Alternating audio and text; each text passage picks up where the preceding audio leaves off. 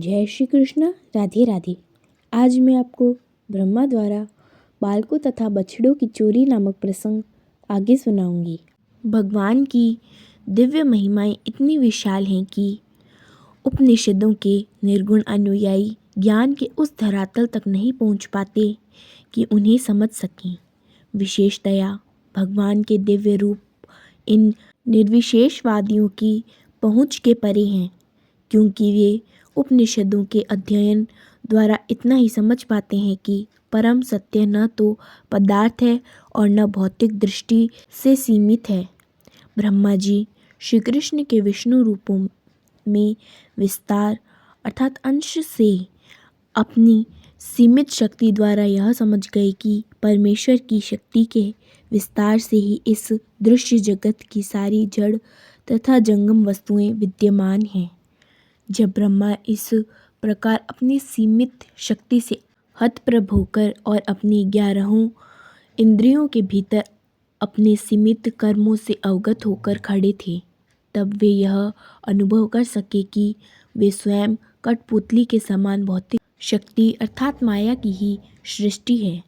जिस प्रकार कठपुतली में नाचने की स्वतंत्र शक्ति नहीं होती और अपने स्वामी के आदेशानुसार नाचती है, उसी प्रकार सारे देवता तथा जीव भी श्री भगवान के अधीन हैं। जैसा कि श्री चैतन्य चरितामृत में कहा गया है, श्री कृष्ण ही एकमात्र स्वामी हैं और अन्य सभी उनके दास हैं। सारा संसार भौतिक तरंगों के वश में है और सारे प्राणी तिनकों के समान जल में तैर रहे हैं, अतः उनका जीवन संघर्ष चलता रहता है। किंतु ज्यों ही मनुष्य को यह बोध हो जाता है कि वह भगवान का शाश्वत दास है, तो यह माया या जीवन संघर्ष तुरंत समाप्त हो जाता है।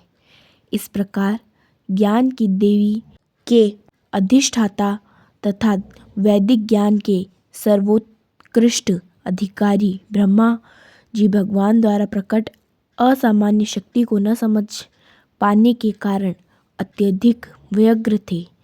प्रकृति जगत में ब्रह्मा जैसा व्यक्ति भी परमेश्वर की योग शक्ति अर्थात माया को समझ पाने में असमर्थ रहे।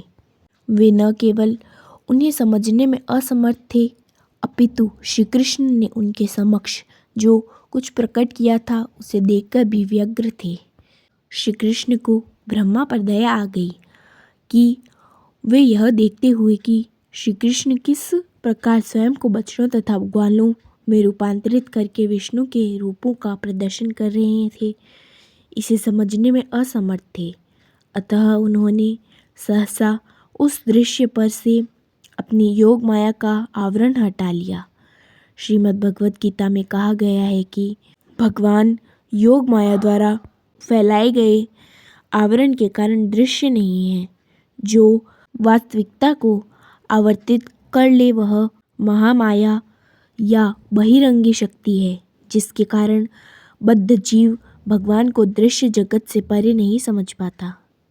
आगे का प्रसंग मैं आपको अगले भाग में सुनाऊंगी। जय श्री कृष्ण। राधे राधे।